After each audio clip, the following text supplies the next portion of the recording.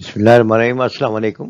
آج ہم اپنے فہم قرآن کورس میں سورۃ البقرہ کی آیت نمبر 286 کا مطالعہ کریں گے۔ آئیے سب سے پہلے اس کی تلاوت سنتے ہیں۔ اعوذ باللہ من الشیطان الرجیم، بسم اللہ الرحمن الرحیم۔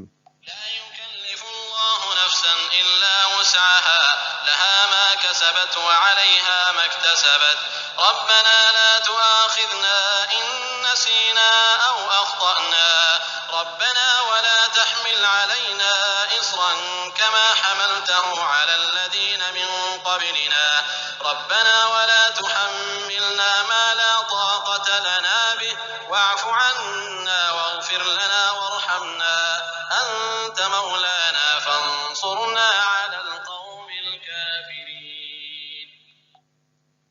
اس صورت میں ہمیں اللہ تعالیٰ نے ایک اہم نقطے کا متعلق خاص ہدایات اور ہم مسلمانوں کے دل کی تسلی کے لیے ایک اہم مضمون ڈسکس کیا ہے کہ اللہ تعالیٰ کسی بھی شخص کو اس کی طاقت سے زیادہ تکلیف نہیں دیتا۔ جو اچھا کام کرے گا اس کو ان کا فائدہ ملے گا، اور جو برے کرے گا اسے نقصان پہنچے گا۔ اور پھر ہمیں دعا سکھائی گئی، اے پروردگار ہم سے بھول یا چوک ہو گئی ہو تو ہم سے مواخذہ نہ کیجیو۔ اے پروردگار ہم پر ایسا بوجھ نہ ڈالیو جیسا تو نے ہم سے پہلے لوگوں پر ڈالا تھا۔ اے پروردگار جتنا بوجھ اٹھانے کی ہم میں طاقت نہیں اتنا ہمارے سر پر نہ رکھیو، اور اے پروردگار ہمارے گناہوں سے درگزر کر اور ہمیں بخش دے اور ہم پر رحم فرما، تو ہی ہمارا مالک ہے، اور ہم کو کافروں پر غلبہ عطا فرما۔ آئیے عربی کے ساتھ ترجمہ سمجھنے کی کوشش کرتے ہیں۔ اعوذ باللہ من الشیطان الرجیم، بسم اللہ الرحمن الرحیم۔ لا یکلف اللہ نفسا الا وسعها، نہیں تکلیف دیتا اللہ کسی شخص کو مگر اس کی طاقت کے مطابق۔ لہا ما کسبت وعلیہا ما اکتسبت، اس کے لیے ہے جو نیکی اس نے کمائی اور اس پر وبال ہے جو اس نے برائی کمائی۔ ربنا لا تواخذنا ان نسینا او اخطانا، اور اے ہمارے رب ہمارا مواخذہ نہ فرما اگر ہم سے بھول چوک ہو جائے یا ہم غلطی کر لیں۔ ربنا ولا تحملنا ما لا طاقت لنا به ربنا ولا تحمل علينا إصرا كما حملته على الذين من قبلنا ربنا ولا تحملنا ما لا طاقت لنا به، اے ہمارے رب اور نہ ڈال ہم پر بوجھ جیسا کہ تم نے ڈالا اسے ان لوگوں پر جو ہم سے پہلے تھے۔ اے ہمارے رب اور نہ ہم پر بوجھ ڈال جو ہمیں طاقت نہ ہو کہ اس کو اٹھا سکے۔ واعف عنا واغفر لنا وارحمنا، اور ہم سے درگزر فرما اور بخش دے ہمیں اور ہم پر رحم فرما۔ انت مولانا فانصرنا علی القوم الکافرین، تو ہمارا مولا ہے بس ہماری مدد فرما کافر قوم پر۔ تفسیر بیان القرآن میں ڈاکٹر اسرار صاحب اس آیت کی تفسیر میں لکھتے ہیں کہ یہ آیت اللہ تعالیٰ کی بڑی رحمت کا مظہر ہے۔ اللہ تعالیٰ کے ہاں اندھے کی لاٹھی والا معاملہ نہیں ہے۔ تمام انسانوں سے محاسبہ ایک ہی سطح پر ہو ایسا نہیں ہوتا اللہ تعالیٰ کے ہاں۔ اللہ جانتا ہے کہ کس کی کتنی وسعت ہے اور اسی کے مطابق کسی کو ذمہ دار ٹھہراتا ہے۔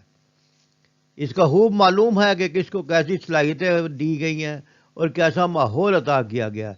چاہتے اللہ تعالیٰ ڈاکٹر صاحب فرماتے ہیں ہر ایک کے ماحولیاتی عوامل اور موروثی عوامل کو ملحوظ رکھ کر اس کی تعداد کے مطابق حساب لے گا۔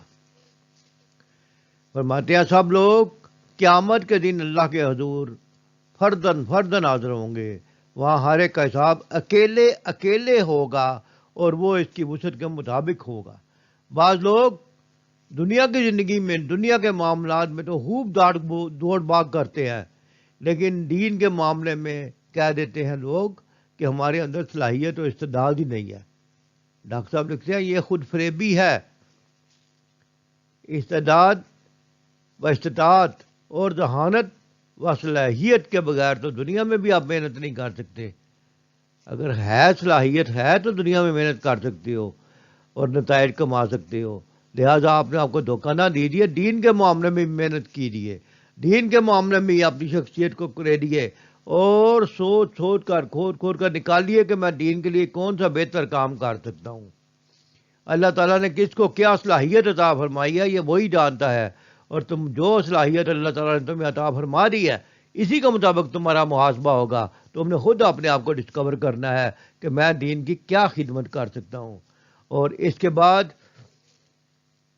ڈاکٹر صاحب یہ لکھتے ہیں کہ یہ دعا جو مسلمانوں کو سکھائی جا رہی ہے یہ اصل میں دراصل آگے سخت آنے والے غزوہ بدر کی تمہید بھی ہے، اس کی تفصیل میں ہم بعد میں آتے ہیں۔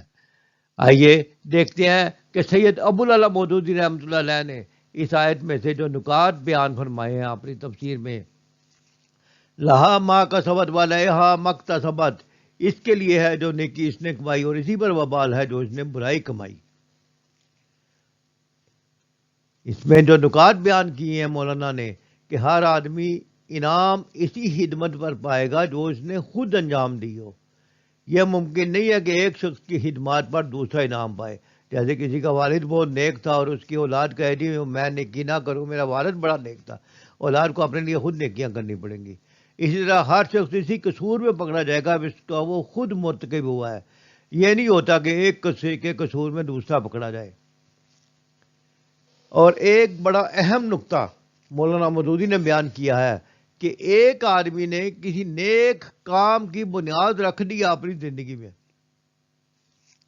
اور وہ نیک کام جاری و ساری رہے، ہزاروں سال تک اس کے اثرات چلتے رہے، جیسے کسی نے مسجد بنا دی، جیسے کسی نے کوئی نیکی کی بنیاد رکھ دی، جیسے کسی نے نیکی کی تلقین کر دی، جیسے کسی نے کسی کو تعلیم دے دی، یہ سب اس کے کارنامے میں لکھے جائیں گے جو کہ اس کے بعد بھی اس کی نیکی کرنے کی وجہ سے اس کے اثرات چلتے رہیں گے۔ اور مولانا یہ کہتے ہیں کہ اگر کسی شخص نے دنیا میں برائی کی بنیاد رکھی ہو تو صدیوں تک دنیا کا اگر اس میں اثر جاری رہے گا تو وہ اس ظالم اول کے حساب میں درج ہوتا رہے گا جس نے یہ برائی شروع کی ہے۔ جو بھی اچھا یا برا کچھ بھی پھل ہوگا اسی کی صحیح اور اسی کے کسب کا نتیجہ ہوگا، لہذا ممکن نہیں ہے کہ جس بھلائی یا جس برائی میں آدمی کی نیت اور کوشش و عمل کا حصہ نہ ہو اس کی جزا سزا پائے۔ ہر آدمی کو اپنے لیے خود نیکی کمانی پڑے گی، اور مکافات عمل ایسی چیز ہے جس نے عمل کیا اسی کو اس کا بدلہ ملے گا، یہ کسی ایک کا عمل کا کسی دوسرے کو بدلہ نہیں ملے گا۔ اور پھر یہ دعا ربنا ولا تحملنا ما لا طاقت لنا بہ، ہمارے رب نہ ہم پر بوجھ ڈال جو ہمیں طاقت نہ ہو کہ اس کو اٹھا سکے۔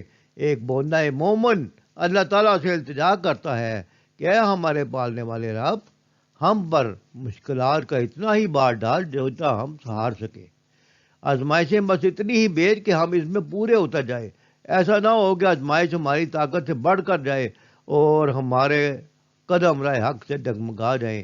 اس لیے اللہ تعالیٰ سے آزمائش کی سختی کی پناہ مانگتے رہنا چاہیے۔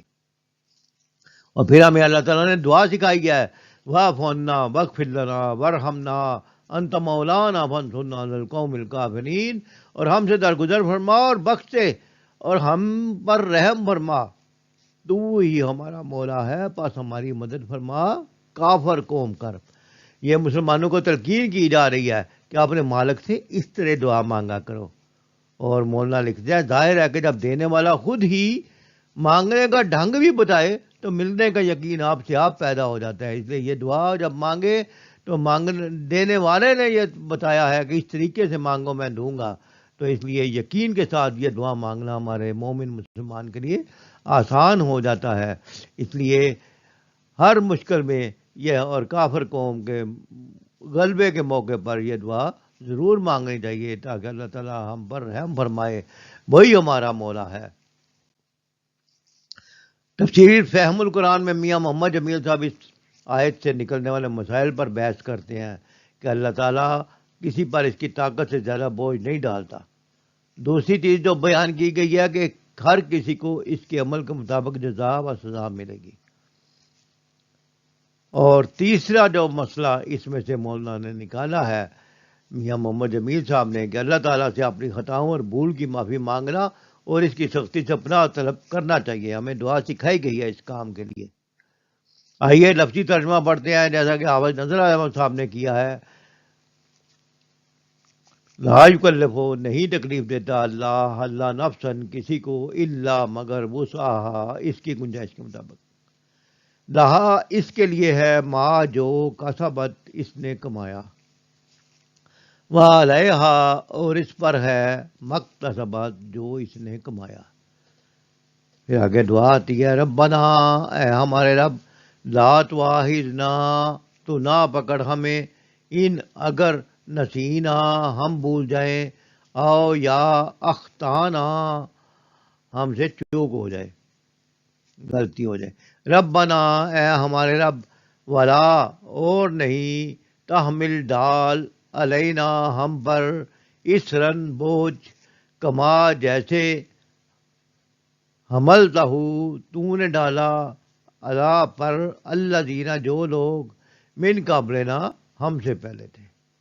ربنا اے ہمارے رب ولا اور نہ تو ہم ملنا ہم سے اٹھوا ما جو لا طاقت لنا جس کی ہم میں طاقت نہیں ہے بہی اس کی.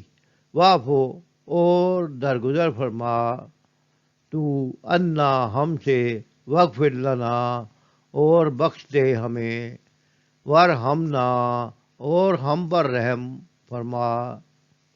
انت تو مولانا ہمارا آقا ہے فانصرنا پس مدد کر ہماری اللہ پر القوم قوم الکافرین کافر. فانصرنا علی القوم الکافرین بس ہماری مدد فرما کافر قوم پر. اللہ تعالیٰ سے دعا ہے کہ اللہ تعالیٰ میں قرآن پاک کو صحیح پڑھنے سمجھنے اور اس پر عمل کرنے کی توفیق عطا فرمائے. وما علینا الا البلاغ.